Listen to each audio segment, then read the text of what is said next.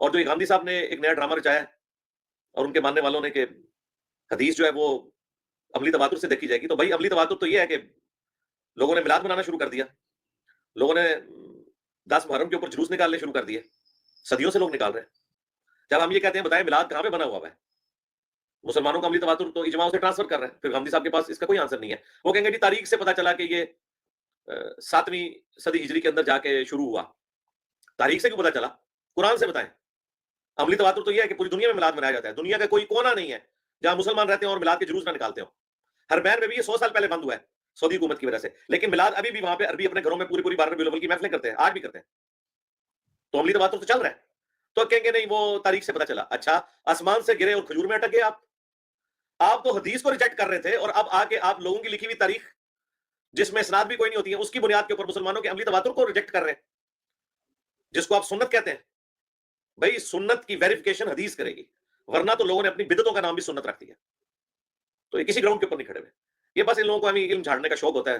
علمی گراؤنڈ کے اندر نہ ان کے پاس قرآن کا علم ہے، نہ سنت کا علم ہے، نہ انہیں حدیث کا پتہ ہے، نہ انہیں اجماع کا پتہ ہے، نہ انہیں عملی تواتر کا پتہ ہے، نہ انہیں صحیح تاریخ کا پتہ ہے، تو اس قسم کی باتیں کر دیتے ہیں۔ اگر میں عملی تواتر یا اجماع سے نقل کر رہا ہوں تو میں آج کے لوگوں کا دیکھتا ہوں کہ جب جو میرے ارد گرد آپس میں ہمارے یہاں رہ رہے لوگ میں ان کی اجماع کی اگر میں دیکھ رہتا ہوں تو وہ تو کچھ ایسے کام بھی کر رہے ہیں جو کہ جن کا پیچھے کوئی بیک گراؤنڈ نہیں ہوتا ہے۔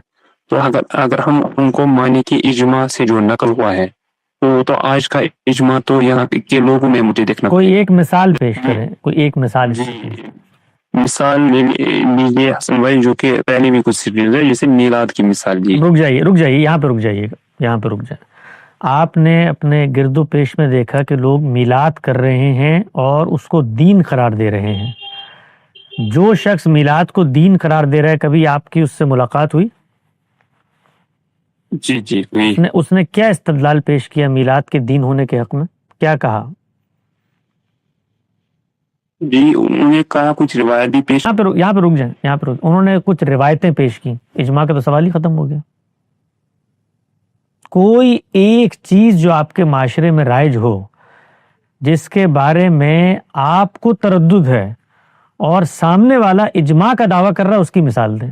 یہ میلاد کی آپ نے مثال دی، وہ میلاد والے خود کہہ رہے روایتوں پر مبنی ہے، آثار پہ مبنی ہے، تابعین کے اسوہ پہ مبنی ہے، فلاں چیز پہ مبنی ہے، نیکی کی چیز ہے، خیر کی چیز ہے۔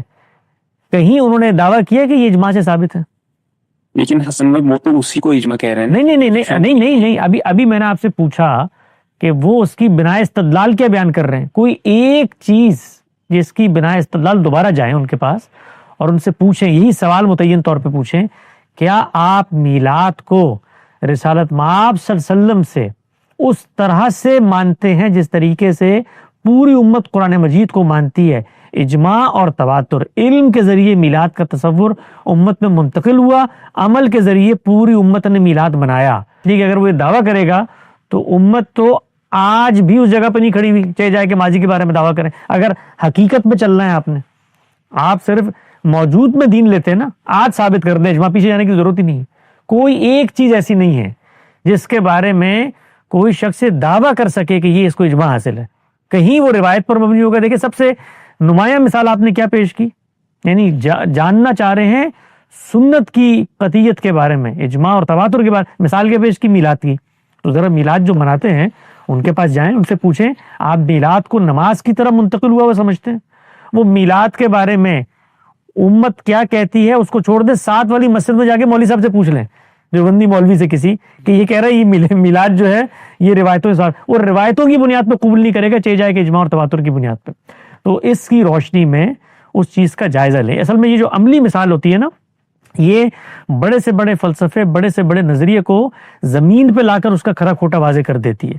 تو ہم بہت ساری چیزیں تصورات میں خود بنا رہے ہوتے ہیں، لیکن عمل کی دنیا میں اس کو لے کر آئیں تو اس کی کوئی حقیقت نہیں ہوتی۔ تو اجماع کی ایتھینٹسٹی مجھے نہیں جاننی، اس لیے کہ وہ ایتھینٹک ہے۔ جب کوئی سوال میرے اوپر آتا ہے اور کوئی شخص یہ دعویٰ کرتا ہے، مثال طور پہ کوئی شخص کل کھڑے ہو کر کہے کہ بھائی یہ تم جو خانہ کعبہ کی طرف منہ کر کے نماز پڑھ رہے ہو نا، یہ تو وہ جگہ ہی نہیں ہے جہاں پر پیغمبر آیا تھا، وہ تو پیٹرا کا شہر ہے، آپ سوال لے کر آئے ہیں، اب میں آپ کو بتاؤں گا کہ مسلمانوں کا علم کیا کہتا ہے، انسان اس کو کیسے دیکھتے ہیں۔ تو وہ ایتھینٹک ہے، اس کی ایتھینٹسٹی نہیں جاننی میں نے، وہ اوتھینٹک ہے. یہاں تک کہ آپ کوئی مسئلہ لے کر آئیں گے تو پہلے وہ مسئلہ پیدا کریں, جس چیز کو ہم سنت قرار دیتے ہیں اس پر وہ مسئلہ پیدا کریں اور بتائیں کہ میرے پاس وہ علم آ گیا ہے جس سے میں یہ ثابت کرتا ہوں کہ مسلمان تو دور اول میں فلاں چیز سے واقف ہی نہیں تھے, اس کو آپ نے سنت قرار دے دیا. اس کی مثال دیں, میلاد کی مثال نہ دیں. میلاد کے بارے میں تو خود میلاد والے بتاتے ہیں کہ کب شروع ہوا. لیکن حسن بھائی ہمیں کیسے پتہ چلے گا کہ یہ کب شروع ہے؟ مطلب مجھے کسی چیز کو اتھینٹیکیٹ اب کرنا ہے. مثال دیں, مثال. آپ اس کو جنرلی سوال لیجیے, مثال دیں نا. کسی ضرور, میں آپ کو سنت کی فہرست آپ کے سامنے پڑھ کے سناتا ہوں. بھئی یہ 27 سنتوں کے عنوانات ہیں, ایک کو لے لیں, مثال دے دیں, اس پہ چلتے ہیں, جا کے دیکھتے ہیں کیسے پتہ چلا. نماز کو لے لیں, روزے کو لے لیں, ختنے کو لے لیں, یہ معاشرت کی سنتیں ان کو لے لیں, سلام کو لے لیں, کسی ایک چیز کو سنت کو لے لیں اور آپ اس کے بارے میں کہیں میں سفر کرنا چاہتا ہوں. کیسے معلوم ہوگا کہ یہ پہلے دن بھی جاری تھا؟ کوئی مثال لینی پڑے گی نا. یہ ہوا کے اندر آپ تصورات پیدا کریں اور اس پہ میلاد کو سامنے لائیں اور کہیں میں مسترب ہو گیا ہوں. تو میری درخواست آپ سے یہ ہوگی کہ آپ سنت کیا ہے, ہماری ایک سیریز ہے, اس کو اول تا آخر سنیں, اس میں دیکھیں کہ یہ معاملہ ہوتا کیسے ہے, کب ہوتا ہے, کیوں ہوتا ہے اور مسلمانوں کے ساتھ ہی کیسے ہوا. اس کو وہاں دیکھیں تفصیل سے.